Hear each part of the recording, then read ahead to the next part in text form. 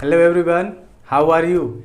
Fine, okay, I am also fit and fine. And as you know, this is Best English Classes, ऐसा channel जहाँ पे आपको सिर्फ topic से related बातें बताई जाती हैं, टॉपिक से रिलेटेड पॉइंट्स क्लियर किए जाते हैं, ना कि इधर उधर की बातों में आपका टाइम वेस्ट किया जाए। Because we know the precious value of your time, so we don't waste your time. सीधा टॉपिक की बात करते हैं, उस टॉपिक से रिलेटेड जितने भी पॉइंट्स हैं उनको विद एग्जाम्पल्स क्लेरिफाई भी करने का पूरा कोशिश करते हैं। ओके फ्रेंड्स, तो आप देख रहे हैं best English classes bye Pankaj sir, और आज हम बात करने जा रहे हैं फ्यूचर परफेक्ट कंटिन्यूअस टेंस के अफर्मेटिव सेंटेंस की, जिसमें हम आपको बताने वाले हैं एक बहुत ही महत्वपूर्ण चीज़ जो कॉमन मिस्टेक है और ऑलमोस्ट लोगों से हो जाया करती है। तो ये वीडियो आप लास्ट तक देखते रहिए, आपको वो पॉइंट भी हम आपका क्लियर करा देंगे। तो सबसे पहले अगर हम बात करें फ्यूचर परफेक्ट कंटिन्यूअस टेंस की, तो उसको सबसे पहले किसी भी टेंस को बनाना हो पहचानेंगे कैसे।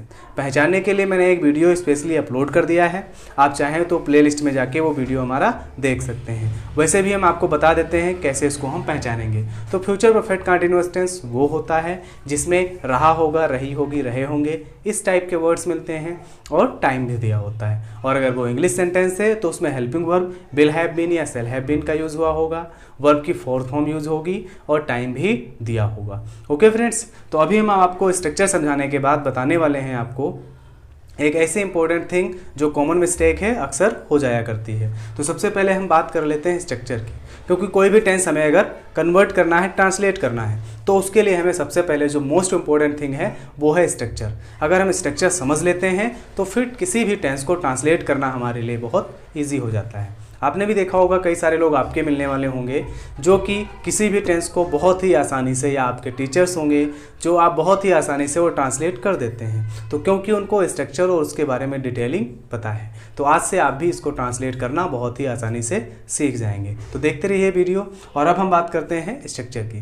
तो स्ट्रक्चर हमारा किसका है? अफर्मेटिव सेंटेंस का। अफर्मेटिव सेंटेंस आपको पता ही कौन सा सेंटेंस होता है जिसमें क्या होता है, एक्सेप्ट टेंस का बोध होता है, वो हमारा अफर्मेटिव सेंटेंस होता है। तो चलिए हम स्ट्रक्चर की बात कर लेते हैं। तो स्ट्रक्चर है हमारा सबसे पहले सब्जेक्ट फाइंड आउट करना है, उसके बाद सब्जेक्ट नोट कर देना है। सब्जेक्ट के तुरंत बाद अगर वो आई या वी है तो उसके साथ हम सेल का यूज़ करेंगे, अदरवाइज हम कोई भी सब्जेक्ट है उसके साथ विल का यूज़ करेंगे। और जो मॉडर्न इंग्लिश है उसमें आपका जो आई और वी है उसके साथ भी विल का यूज़ कर लिया जाता है, तो गलत उसको हम नहीं कह सकते। उसके बाद देखना है हमें विल और सेल के तुरंत बाद हैव बीन ही लगाना है हमें। एक कॉमन मिस्टेक जो हो जाया करती है वो है हैज़ बीन। ये आपका प्रेजेंट टेंस नहीं है, फ्यूचर टेंस है, इसमें सिर्फ हैव बीन होता है। एक्चुअली होता क्या है, जब सिंगुलर सब्जेक्ट देखते हैं तो सोचते हैं इसके साथ हैज़ बीन लगा दें, लेकिन वो सेंटेंस हमारा गलत हो जाता है। ओके, उसके बाद हम देखते हैं वर्ब की फोर्थ फॉर्म। वर्ब की fourth form means ING form. उसके तुरंत बाद ऑब्जेक्ट, हम ऑब्जेक्ट फाइंड आउट कर लेंगे। ऑब्जेक्ट फाइंड आउट करने के तुरंत बाद हमें क्या नोट करना है, फ्रॉम या फॉर। सिंस भी यूज़ किया जाता था, बट मॉडर्न इंग्लिश में सिंस के प्लेस पे फ्रॉम यूज़ किया जाता है फ्यूचर टेंस में। जब फ्यूचर परफेक्ट कंटिन्यूअस टेंस की बात कर रहे हो वहाँ पे अगर कोई डिफिनिट टाइम है तो उसके लिए फ्रॉम का यूज़ किया जाएगा, और इनडिफिनिट टाइम है तो उसके लिए फॉर का यूज़ किया जाएगा। और उसके बाद टाइम नोट आउट कर देते हैं। ओके फ्रेंड्स, तो इट मीन्स सबसे पहले सब्जेक्ट, फिर विल या सेल, उसके बाद हैव बीन, और उसके बाद वर्ब की फोर्थ फॉर्म, फिर ऑब्जेक्ट, फिर फ्रॉम या फॉर, उसके बाद time. Okay friends, so I hope अब आपको ये स्ट्रक्चर क्लियर हो गया होगा। अब आप भी जानते हैं किसी भी टेंस को बेहतर तरीके से समझने के लिए ज़रूरी होते हैं एग्जाम्पल्स। तो अब हम आपको बताने जा रहे हैं कुछ एग्जाम्पल्स, लेकिन उससे पहले आपको बता देते हैं इंपॉर्टेंट थिंग क्या थी हमारी। तो इम्पोर्टेंट थिंग हमारी पहली तो ये थे कि विल और सेल, इनके तुरंत बाद हम हैज़ का यूज़ नहीं करेंगे, हैव का यूज़ करेंगे। सिंगुलर होता है तो वहाँ पे कन्फ्यूजन ये होती है कि इसके साथ हैज़ का यूज़ करेंगे, क्योंकि ये आपका फ्यूचर परफेक्ट कंटिन्यूअस टेंस है, इसमें कोई भी हेल्पिंग वर्ब हमारी हैज़ होती ही नहीं है।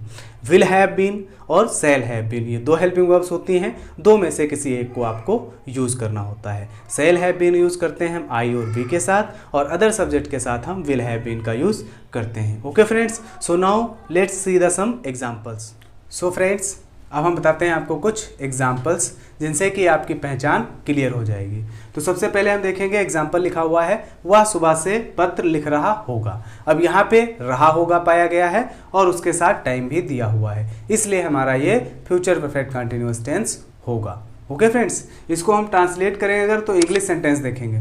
ट्रांसलेट करने के बाद जो हमारा इंग्लिश सेंटेंस आया उसको हम देखेंगे तो यहाँ पे मैंने आपको बताया था विल हैव बीन या shall have been helping verb पाई जाएगी, मेन वर्ब की फोर्थ फॉर्म पाई जाएगी। तो यहाँ पे आप देख सकते हैं मेन वर्ब की फोर्थ फॉर्म राइटिंग भी लिखी हुई है।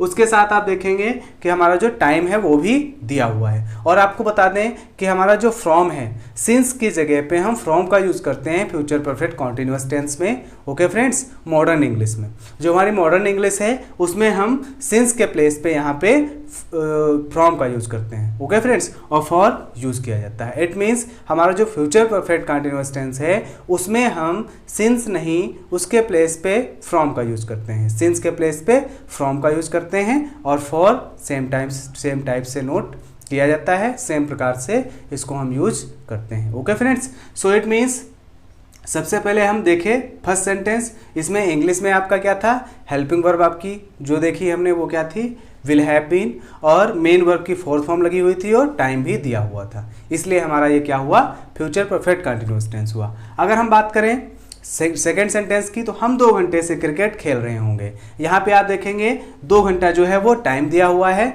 और लास्ट में रहे होंगे दिया हुआ है, इसलिए और खेल रहे होंगे, इसलिए ये हमारा क्या होगा, फ्यूचर परफेक्ट कंटिन्यूअस टेंस होगा। इंग्लिश सेंटेंस में देखें तो सेल हैव बीन लगा हुआ है, मेन वर्ब की फोर्थ फॉर्म लगी हुई है और टाइम भी दिया हुआ है। इट मीन्स आपको एक इंपॉर्टेंट थिंग बता देते हैं, फ्यूचर परफेक्ट कॉन्टिन्यूअस टेंस में जब टाइम डिफिनिट की बात कर रहा हो तो वहाँ पे सिंस के बजाय हम यूज करेंगे फ्रॉम। यस फ्रेंड्स, हम यूज करेंगे फ्रॉम। ये हमारे मॉडर्न इंग्लिश में यूज किया जाता है। वैसे कुछ बुक्स में आपको सिंस भी मिल जाएगा, ठीक है, तो उसको हम गलत नहीं कहेंगे, ठीक है यहाँ पे, लेकिन हम मॉडर्न इंग्लिश में यूज क्या करेंगे, from. Okay friends, so I hope video समझ में आया होगा। अच्छा लगा हो तो लाइक, सब्सक्राइब और शेयर करना मत भूलिएगा। Thank you so much for watching my video. Keep watching, keep learning, keep growing. Best of luck.